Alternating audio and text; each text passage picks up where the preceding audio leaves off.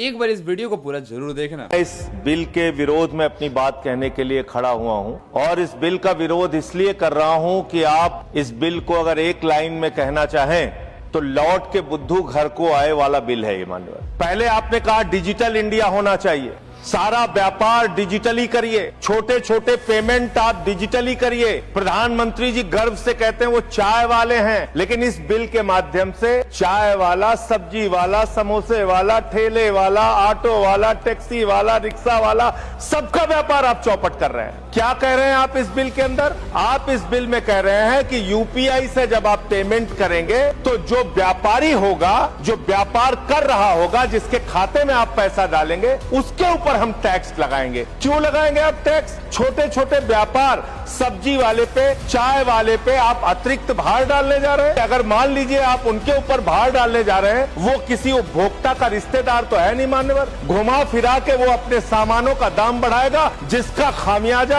लोगों को भुगतना पड़ेगा, जिनके ऊपर टैक्स के बढ़ने के कारण महंगाई बढ़ेगी।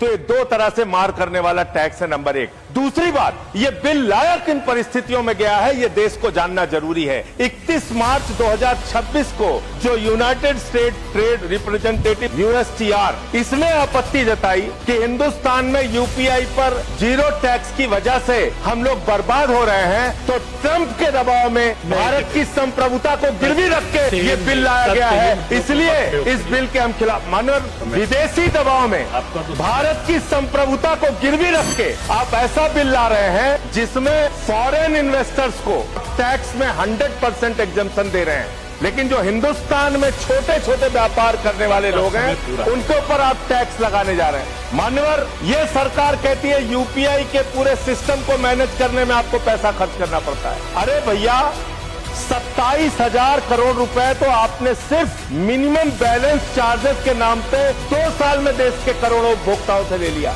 तो इसलिए मैं आपके माध्यम से कहना चाहता हूं सरकार से, ये बिल इस देश के आम आदमी के खिलाफ है, छोटे व्यापारियों के खिलाफ है। इस बिल के विरोध में अपनी बात कहते हुए अनुरोध करूंगा कि इसको वापस लिया जाए।